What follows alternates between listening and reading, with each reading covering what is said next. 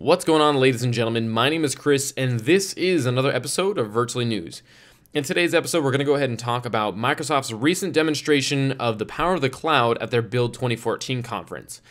They did a small demonstration discussing how the cloud could be used to do some of the computational work that would normally just be put on local hardware to help make graphics and rendering and all these other things go much smoother. Now, anybody who knows anything about the cloud seemed to have called a lot of things into question, but a lot of the gaming press seemed to have just kind of regurgitated the same, frankly, bullshit that Microsoft put out. And what I did was I did a little bit of digging around, and I happened to run into a perfect article while trying to build my own case that did a much better job than I could have building the case against why what Microsoft presented is a bunch of BS. So what I'm going to do is go ahead and read this article to you. It's from cinemablend.com by a guy named William Usher. Now, you can find the link to that in the description down below if you want to read along with me. And I'm also going to link all the different videos that he references. And as he references the videos in the article, I'm going to go ahead and play them for you here. So hopefully you guys can stay along and really enjoy. So let's go ahead and read the article. During the Build 2014 conference, there was a live stage demonstration that Microsoft put on, demonstrating the power of the cloud from their Azure network services. Yes, the same service that power the Xbox One's cloud infrastructure. The video showcases a demonstration of a building being demolished on a high-end PC and a building being demolished via the cloud. And the demonstration purportedly puts across the point that a high-end PC can't quite hang out with the power of the cloud. Right. Well, Microsoft's John Shushchuk stated that what we really think is that the power of the cloud enables a new kind of experience that has never been possible. Even if we had multiple high-end machines, they couldn't do the kind of bandwidth of what we're doing. What's happening is the computations are going on the cloud, and we're sending those rotations and the positional information down to the clients where the rendering is getting done. The thing is, I can't get over the video. Go ahead and check it out. People who actually know that cloud is just a buzzword for server-side calculations aren't fooled by the wool Microsoft is trying to pull over the eyes of the uninformed. Many users made the very adept observation that physics demos running on high-end PCs is never properly detailed. What kind of high-end PC? What GPU? What's the CPU setup? Is the demo running on software or hardware? Are APIs handling any of the load, or is it coded to the metal? Is this a high-end PC from 2014, 2013, 2012, 2011, 2010, 1999? Is it running a Voodoo AGP card? What's the stats? Nothing? No, I call shenanigans. Now, before I get to the next point, I just want to point out that in the video, the repeated use of high-end PC in comparison to the cloud demonstration seemed like a subtle marketing dig to say, oh hey, those high-end PCs we were caught using at E3 don't compare to the power of the cloud for the Xbox One. But getting back to the point, the reason I call shenanigans is because this video from 2010 shows NVIDIA's CUDA cores at work, where a lot more than the 30,000 particles of Microsoft's demonstrations are being shown on scene.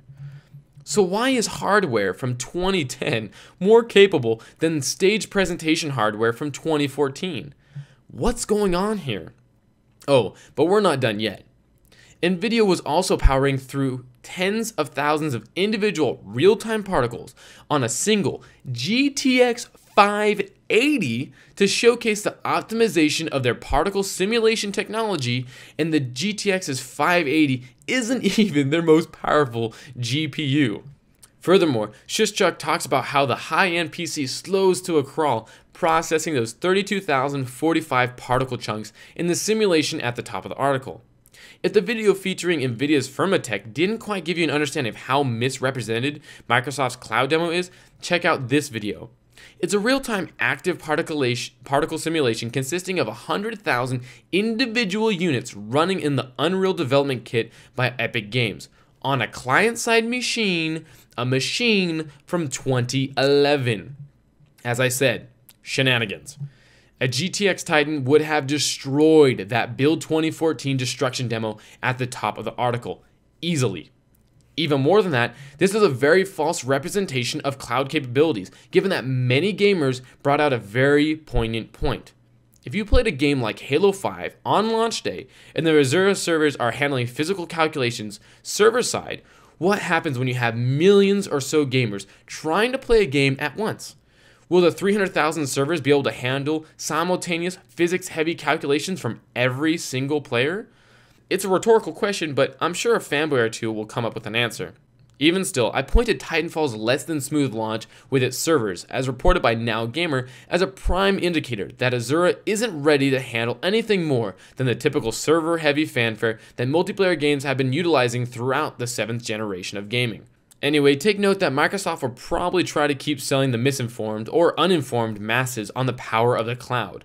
I get a bad feeling that the gaming media will be averse to actually informing the public at large about what real limitations and capabilities server-side calculations entail. Look at Diablo 3 and SimCity for examples.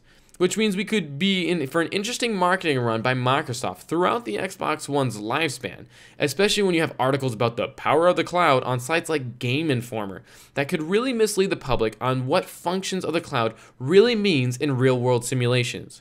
And just for good measure, feel free to check out this video on NVIDIA Titan running a real-time ocean simulator that has a heck of a lot more individual calculations happening on screen compared to that silly building destruction demo at the top.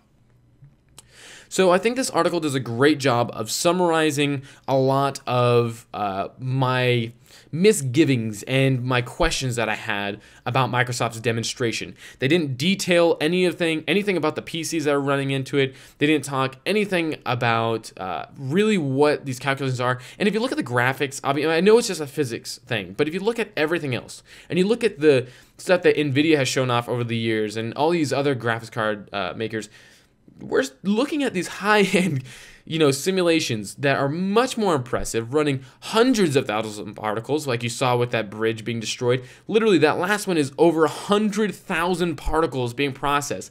The guy goes on in that video to say that there's probably more particles being shown after the destruction of the bridge than actually exist in that bridge itself. And look how smooth it is. So Microsoft trying to pull this wool over our eyes, trying to say that look at the power of the cloud and what it's capable of doing.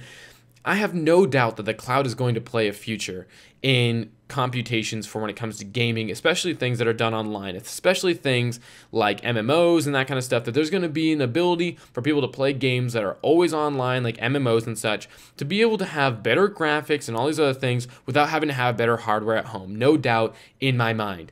But the ability for that to be a major success, to play into every single person's game on a large scale, seems to be largely a fantasy at this point in time when it comes to gaming, especially console gaming.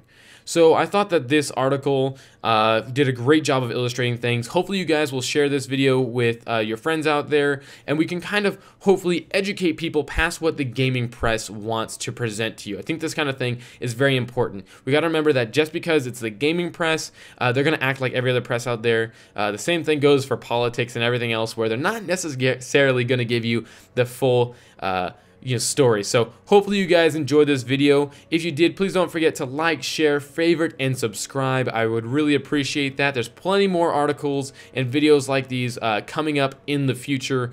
But in the meantime, my name is Chris, and I'll see you guys soon.